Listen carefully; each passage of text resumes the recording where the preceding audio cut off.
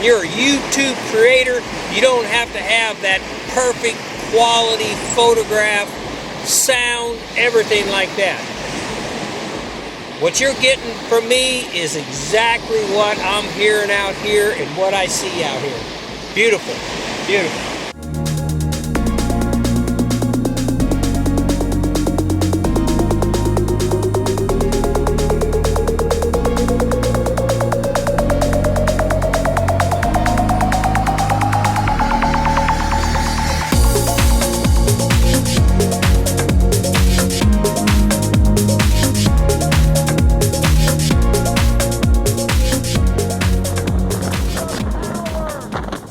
Yeah, I'm going to do most of my filming today with my Nikon. It's just a small camera. It's a Nikon 900A Coolpix. And the reason I like it, it just fits like in my pocket, right here in my cargo pocket. I've got my Canon M50 with me, and it's a small camera, but it's still, it won't fit in my pocket, and I'm wearing a backpack. I'd have to come up with a special pouch right here. It's just a little bit more inconvenient. I've had the Nikon Coolpix 900 for about a year and a half now, and I really like the quality of it. Now, my next investment is probably going to be in another Nikon.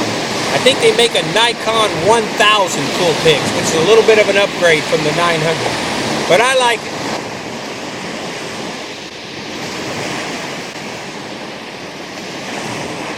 About halfway there, I'd say, if I had to guess. If you're new to backpacking, way to put your pack on. First of all, you want to make sure you pack your pack correctly. I usually put lightweight, fluffy stuff at the very bottom. Heavy stuff goes right along my spine against the back of the pack. And then I filter stuff in, and then I put essentials right on top. But when you go to put your pack on, now, if you're with somebody, if this pack probably weighs 25, 30 pounds, something like that. If you're with somebody, make sure you help each other. So if I'm going to go to take this off, it's a lot easier on my pack if somebody comes behind it, lifts the weight off, and lifts it off, and I just take the straps off. But if you're by yourself, you just let it slide off like that right there. So if I'm going to put this pack on, I take my knee, and I put it up on my knee like that. I put one shoulder on, other shoulder strap on. Now remember, your pack has to fit exactly comfortable.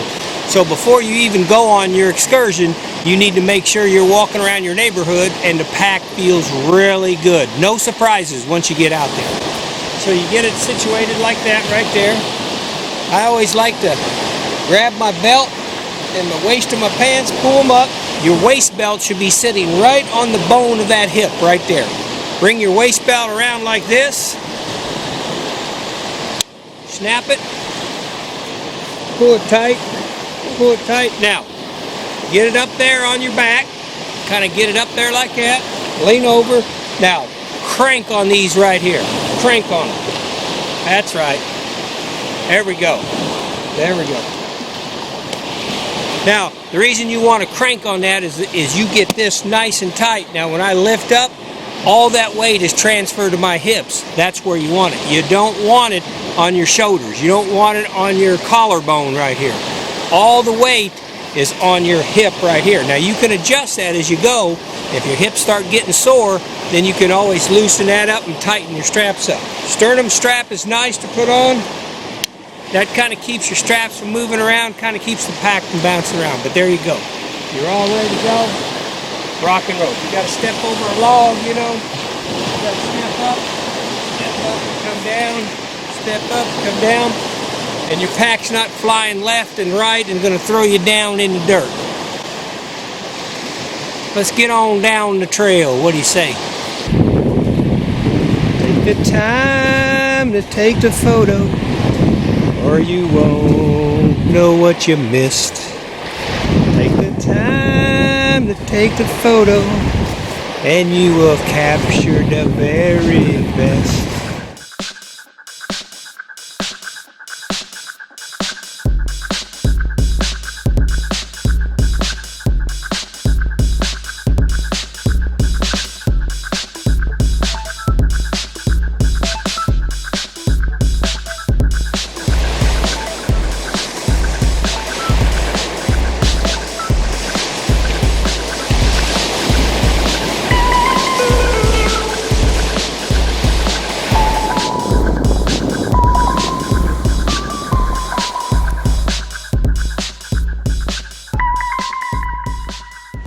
This is always a big focal point when you hike up and down this shoreline, is this tree right here.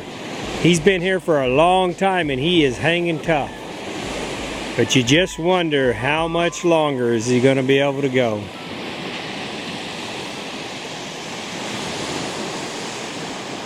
That's a lot of weight hanging out there. You know those tree roots have got to be so strong. Now here's one of his babies, didn't make it. Storms got to him. Brought it down. Look at that. She was alive and well, no doubt. Still have the sprouts. Still have all the cones on it. But you just can't take those strong winds, big waves, blowing like that. You know, it actually kind of looks like this tree's been down for a long time. It just continues to live in a horizontal position because this is all dead here. But then look at that. It's still sprouting. So it's actually still alive. That's pretty amazing.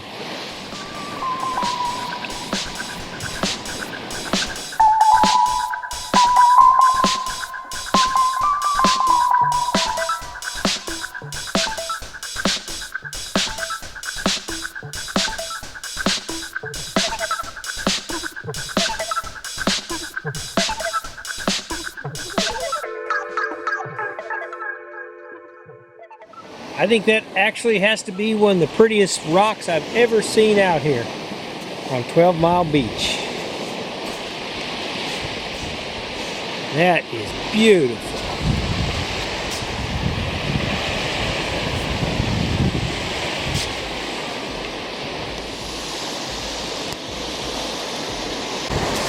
That is absolutely spectacular. Almost looks like burl walnut. Look at that. Wow. No telling how big this is. This could just be the tip of the iceberg.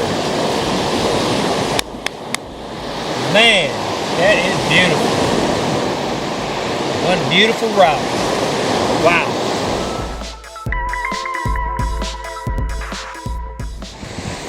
Yeah, you see what I mean about hiking out here? Been gone, probably 2.5 hours now. No signs of anybody. Now, I have seen some footprints on the beach, and I think a lot of times the through hikers that are up on the North Country Trail come down here and probably take a bath or get some water. Besides that, you have this whole thing to yourself. I ought to be getting pretty close now, I think. About another mile to go before I reach 7 Mile Point. You can see in the distance there,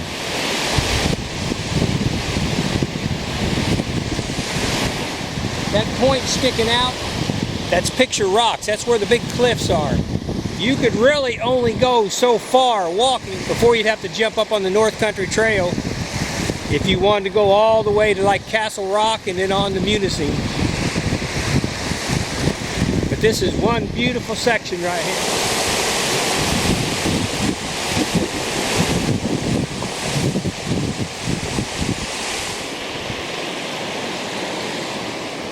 There's where I've hiked from.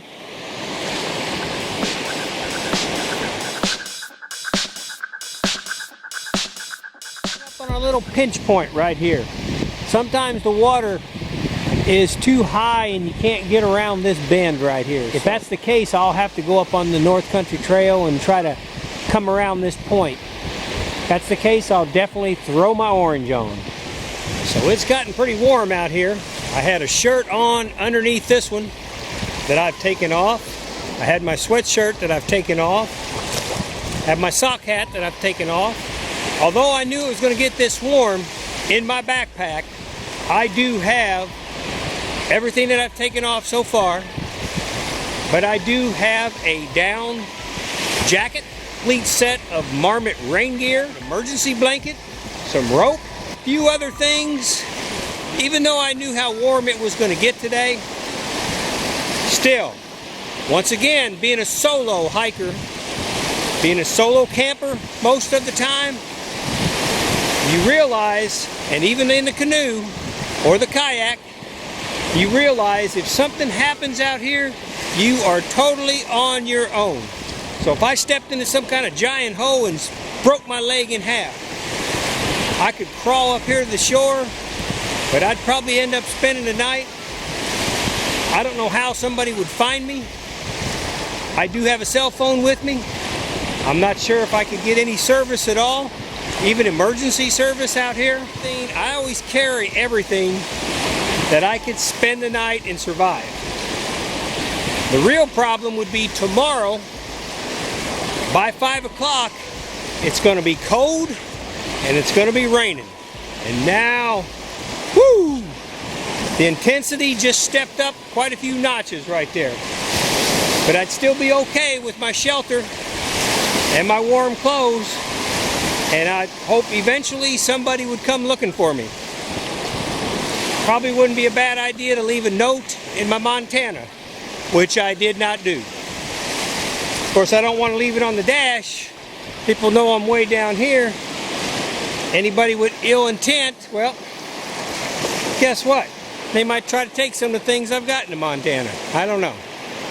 So anyways, I guess my point is, when you come out here, and especially if you're going to be a solo artist, just make sure that you have everything you need to spend the night. Every time, spend the night.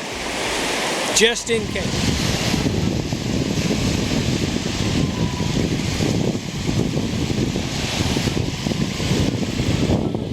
Yeah, it's kind of funny. You never really know if you are alone or not. So as I'm walking down this section of the beach, I can smell something cooking. Reminds me of my dog Sammy and Jazz. Around the property at home, they're always... Man, they breathe it in. They're probably smelling animals.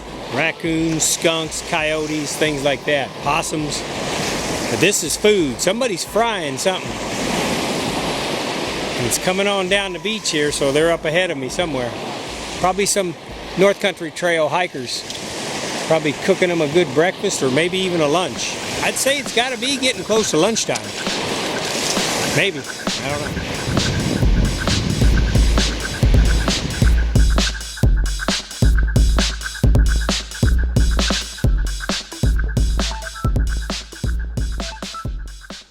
So I'm not sure if somebody come down the creek here, 7 Mile Creek, or if they were out on Superior, but it doesn't look like that adventure turned out well, does it? Ripped that canoe just right in half. Wow. That's pretty wild.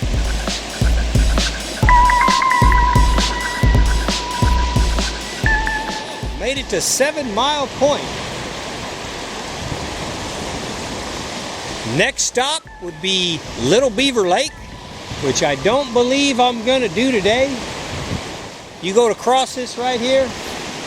I've crossed it before and it doesn't look that deep, but once you get out there, I guarantee you'll swamp your boots. If you ever tried to go across that, you'd want to definitely take your boots off first. No easy way around it to get across it.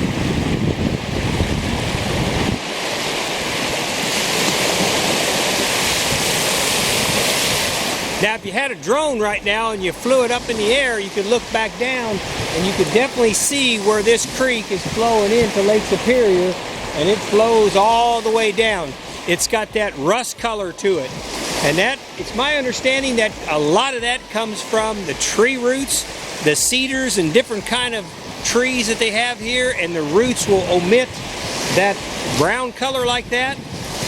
I notice a lot of the big waterfalls here in the UP. You go to them and they've got that real pretty copper, not really copper, brown, rust color, whatever color you want to call it. It's beautiful though, really pretty.